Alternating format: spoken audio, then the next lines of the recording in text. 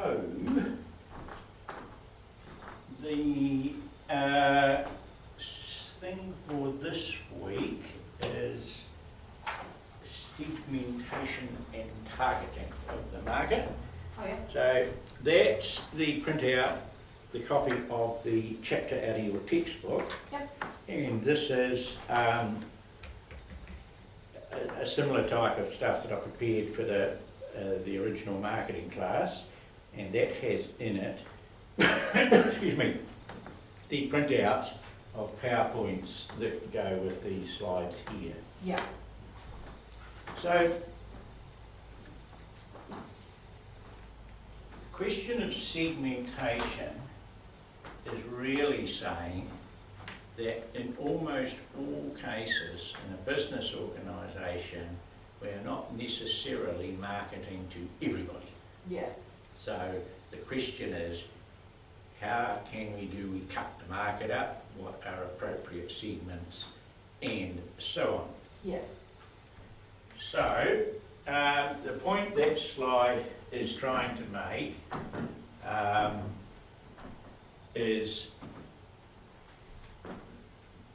that the Coca-Cola probably could be sold to almost anybody, anywhere. Yeah. It's the closest thing we've got to a worldwide product that can sell to all ages, all genders, all incomes, all blah, blah, blah, blah. Yeah. This, on the other hand, would have a very limited number of people. Yeah. Probably looking about 80 New Zealand dollars a bottle for that stuff. Yeah. Patented. And so that is, you could even call it a niche market. So that would not be sold everywhere in the world. It is expensive, so it would mean that the people that bought it in the higher income groups, Yeah. and so on. So that's what that's trying to say. And this is how many, just for the record, what the turnover is for sales for Coca-Cola, 35 million, and for Tattinger, 35,119 million, so that's, you take that off, that's $3.5 billion, and that's 151 million, which is a lot less, even though each bottle costs a lot more than a bottle of Coke. Yeah.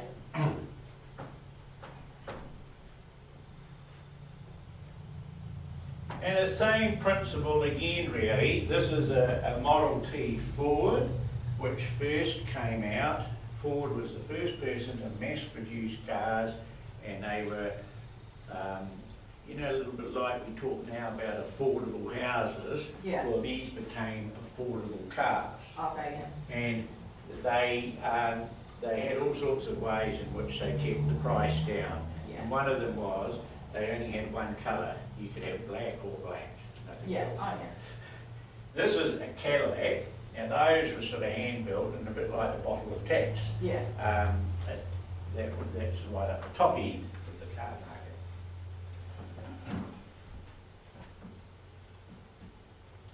So this is part of a three-stage process. We start by talking about segmentation and cutting up markets into segments. Yeah. Then, having got a pile of segments which interest us, we then target some of those segments for our marketing. And having selected a target, we set about positioning what we're doing against the competition. Yeah. In other words, what's different about us? Are we going to compete on price or something better or Yeah. whatever?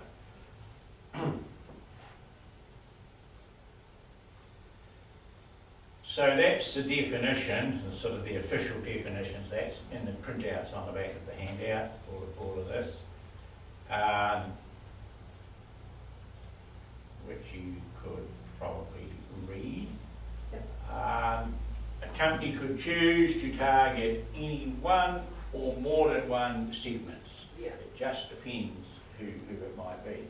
I mean, at the simplest level, it might be we're going to target men and women on the West Coast, two different segments. slight question, isn't it, now that Postie Plus is closed, it's sort of, Yeah. this is just a typical warning for this sort of thing. Once Oh, you've defined a segment, it's going to change over time. People are going to grow up. Yeah. And you have this thing now, I think I've got it right, it's the baby boomers, Generation X, the baby boomers' children, Generation Y, the Generation X's kids, and I think we've got to the millennials now. They're Millennials, yeah. the youngsters. No, I'm a millennial. Yes, you're a millennial, aren't you? And then there's what's after millennials. Well, I'm not sure there is Because one yet. millennials are from 80 something Yeah. to. Millennials, they go across the change of the century, the millennium. Yeah. So that's probably from I'm guessing, somewhere around about 90. No, I think it starts in the 80s. Does it? 80s? 80 something Yeah. to somewhere in the beginning 2000s, I think. Well, I'm a baby boomer. Because there is something after millennials. Is there? Yeah, Right. but everyone gets it mixed up. Yes, yeah. But yeah, I'm part of the millennials. Right, yeah. And then the younger generation for me is something else. Right. I can't remember what they are though. But it's confusing. Yeah. No, I'm not sure I have to Google it, Yeah, you'll have to Google it. but I can't right now. Okay. We also need to recognise strengths and limitations of market segmentation. And simply put, it means that if we're in a business organisation, is it worth trying to carve up markets into segments, or does it cost us money to do that through advertising and promotion and research and all this? Or do we just, are we a reasonably small business and we just say, we'll go for what we can get?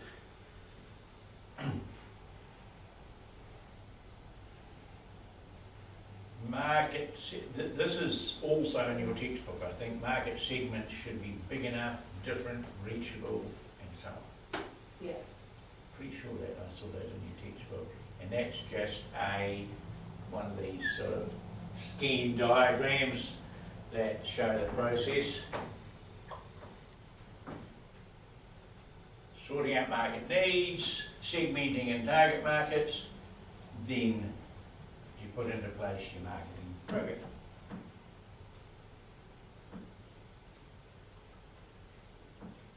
So you have to start to think about, if we're going to talk about segments, how are we actually going to carve them up? What are the ways? And there's numerous forms of bases for segmentation. Yeah. And I'll give you, I think there's a list on these. You might want to sort of put a dirty great red cross or something beside that PowerPoint. Yep. Um, I'll just find it. Yep. right, so if I go down those, we've got geographic. Yeah. Where are they? Are we going to sell in Greymouth? Are we going to sell on the West Coast? Are we going to sell in Canterbury? Yeah. Are we going to sell in New Zealand? Or maybe we're going to try and export to something? So where are our markets? Then we've got the next sort of one, having decided where people are, where we're going to be working, we then look at what they call the demographics. Now that demographics is all to do with people, and the simplest way of looking at it is that it's census data. Oh yeah. Gender, male, female, Yeah. income, occupation, Yeah.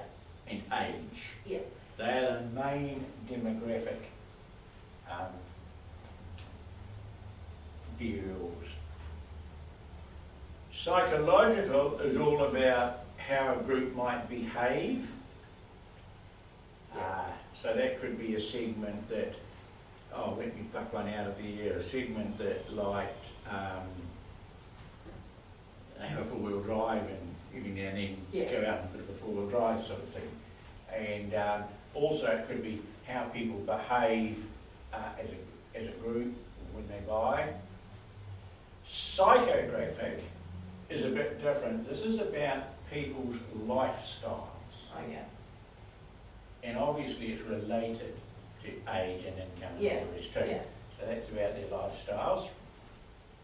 Socio-cultural is groups that have come through from a group that comes through from society. So socio-cultural, you could say professionals, lawyers, accountants, yeah, whatnot. Or you could say clubs, you know, it might be the opera society or something like that. yeah, yeah, Use-related and use situation is all about things like broadband, IT, devices, oh, yeah, computers, all of this sort of thing.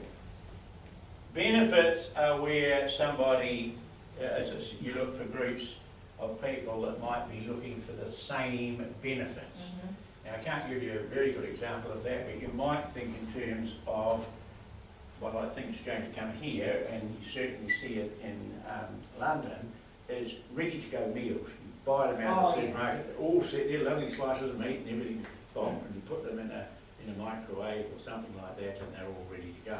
yeah, Ready-to-go meals for perhaps working couple or something like that. yeah, yeah, And the hybrid just means some sort of mix of those things. yeah, So they're known as classification variables, or, so those are classification, or the basis for segmentation. That amounts to the same thing.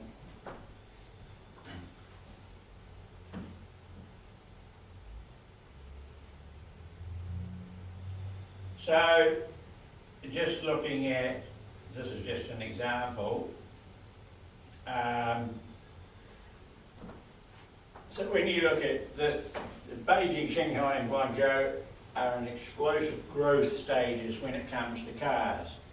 So the classification variable we'd be talking about there is geographic, where they are.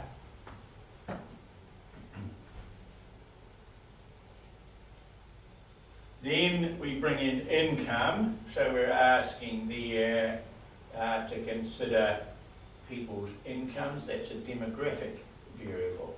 mhm,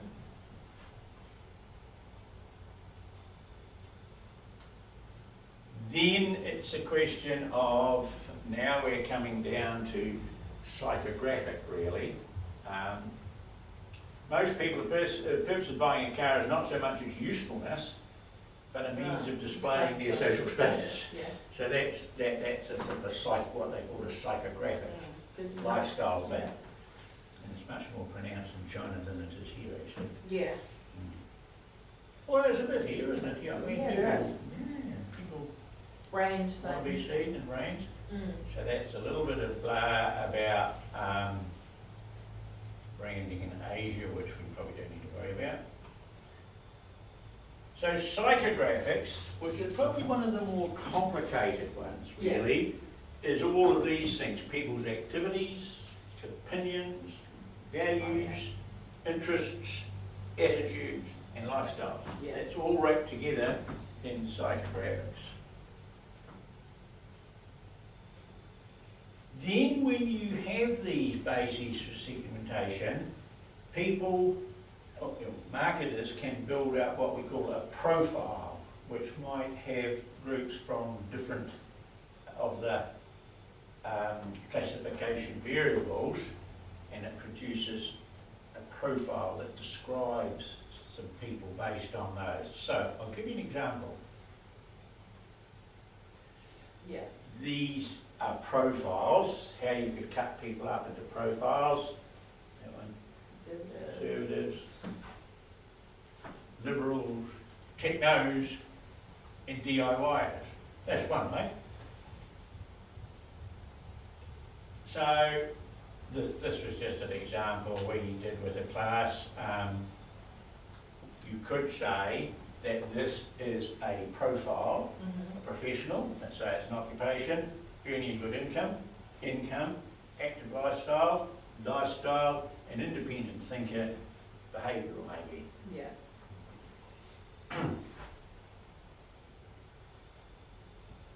And And so we say, I'm just having the Chinese students on a bit actually with this. What do they would be? Which car will you buy? They- That. And the price difference is horrendous. So this, for 30,000, that'd be about 6,000 New Zealand dollars, that car in China. Perfectly good, take you to work, do everything you want it to. That, on the other hand, would be more like 60,000 Yeah. of our dollars, that's a BMW. But of course, they want that because they, this is all together in China, a status thing. Yeah. More, it is here too, but it's more so. So BMW has defined a market segment. This is a real one. And so these are a little bit just like what we saw before.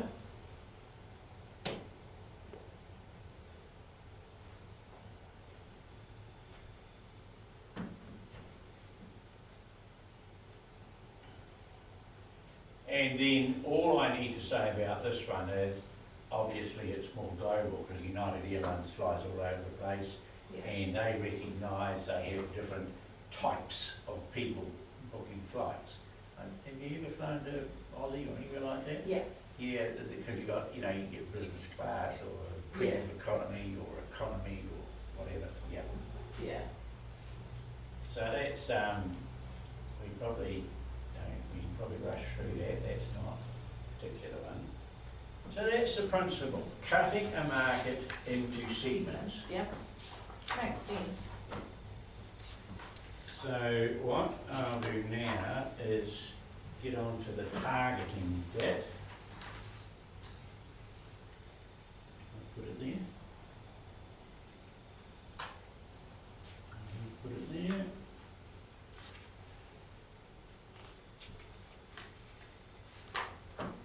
So this is just a reminder that targeting goes with this three-stage process. Segmentation's first, then targeting, then positioning. Yeah.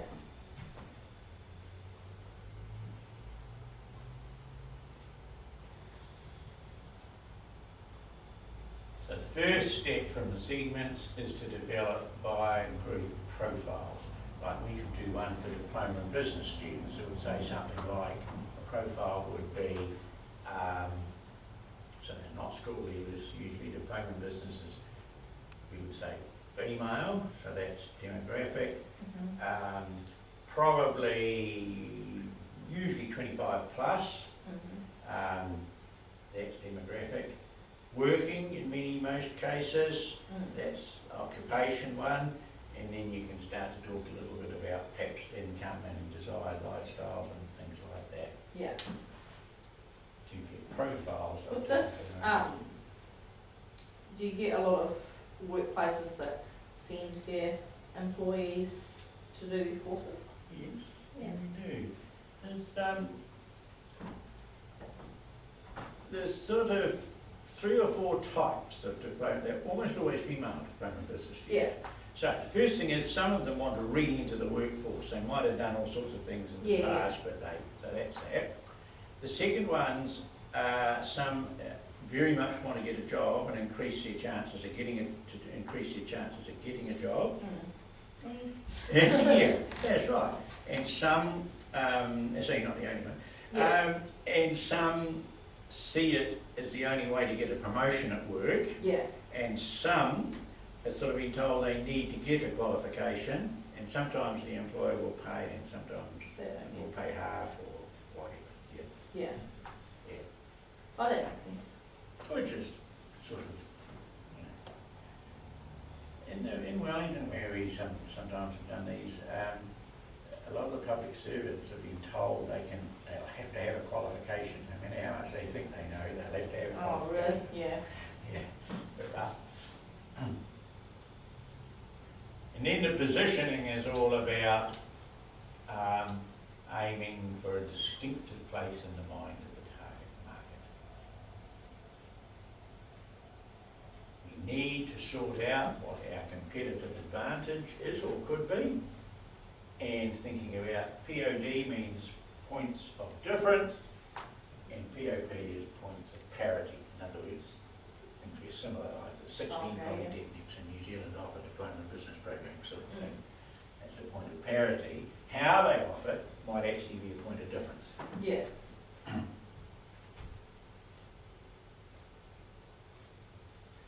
Just leave that. Now, well, I'll do this, done this fairly quickly because I will I'll just refer again to the two handouts you've got. The one that's got the picture of the segment on it, Yeah. and the one that's got the market segmentation on the front of it, and that's your textbook thing. So between those two, you have definitely enough material for segmenting and to some extent targeting. Yep. So what I'm going to do now, and this, I'll be able to give Cindy the recording for this, so that's all right.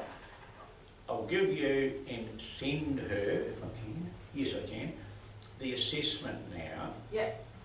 And what I'm going to do is basically send you away and have a look at it. Yeah. And then next week we will pick up the pieces and, well not pick up the pieces, but go back over where the assessment's coming from and make sure you've got it in your head sort of where you need to be. Yeah. And we'll probably set a due date on it after then too. So I'll give you a copy of that now, and I'll just hit the high spots what to look for.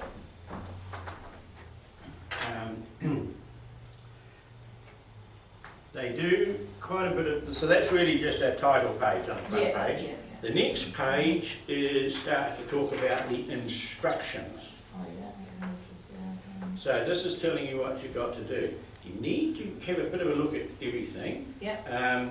Firstly, it's a case study. Oh, yeah. And it's all about Wonnaburger. Looking between 800 and 1,000 words. So you can do a word count on your computer, but you know, you're probably looking at about, it's equivalent to about 3 pages of typing. No, it's not a hell of a lot. And it's going to ask you to discuss each of those promotional objectives. Okay, yeah. Okay? Oh, yeah, I can see And the then marking schedule. the next one is asking, explain how Wonnaburger can achieve these objectives by providing at least 2 detailed examples of promotional strategies for each. Oh, yeah. And then the final one is the 1.2, discuss the marketing communications process, etc., etc. Now, both of those in particular are in the handout. I think it's 2 back, which talks about promotion only. And it should be all in there. Referencing your sources using APA. We haven't done that class yet, have we? No. Oh, Kate's been doing them. I don't know if you've got to one. Oh, no, I haven't. She sent out an Was she email. doing it this week? Sorry, not sure. Oh. I'll have to ask her. I'll check my emails. Yeah. I must have, Yeah. We can pick up the pieces, though. I can give you a handout for that. Then you get the case study. Yeah. Then the final thing is, I always tell students when they're writing these things to look at the marking schedule. Yeah, they're always. Now, this is quite detailed, this marking schedule. So each thing they're asking for is down there. Yeah. Then they have a scale, which is hopeless, not too bad, quite good, Oh, yeah. and come right across to these. And you, as far as I understand that what the requirement here is, that supposing that we think, okay, you're probably going to fit in this A category for this one, and we'd probably put a mark, if we thought it was well and truly in the A category, we'd probably put 90 there or something like that. Okay, yeah. And so on. Yeah. And then we would do a calculation to give you a mark for the whole thing. So just look carefully about the sorts of things they're looking for. Like some of this will come all out of your material. Yeah. And some of it, like a bit further, God, there's a lot in this one, isn't there? There's a lot of different categories. In the go down the bottom, there'll be one where they talk about the citations that you're Oh, referencing. yeah. And they talk about research. Now, we have to watch this a little bit, although Yeah. the mark is only 10% for the whole thing, so it's not the end of the earth. So see across there where it says less than 2 authoritative sources and 2 out of, Not really. yeah. So, now, scholarly sources doesn't mean a blog on the internet. It needs to sort of be from a fairly reputable source, you know, a university, a college, a firm or consultancy firm, or something like that. Oh, yeah. I'll help you a bit with that next week. Yeah, scholarly. Mm. Not sure where they get those from. So have a look through that, and where have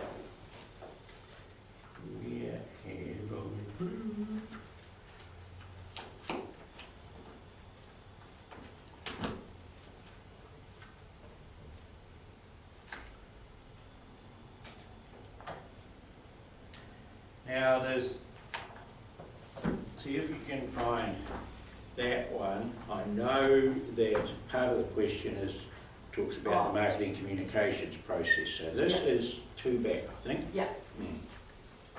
Take it with you if it's a spare one. Oh, okay. So you're right with that? Yeah. I'll send Cindy the DVD so that she is told the same thing as you are. Yeah. And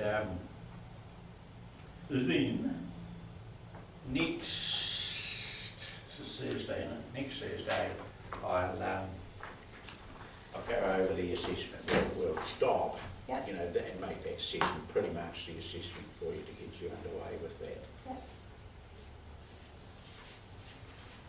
Sounds good. Now, if you like, if you can just give me about 2 minutes. Yeah, that's maybe, fine. I'll go and get you a handout for the academic writing, the sort of thing Kate was talking about. Yeah, that would be good. At least get you started on it. Yeah, that would be really good.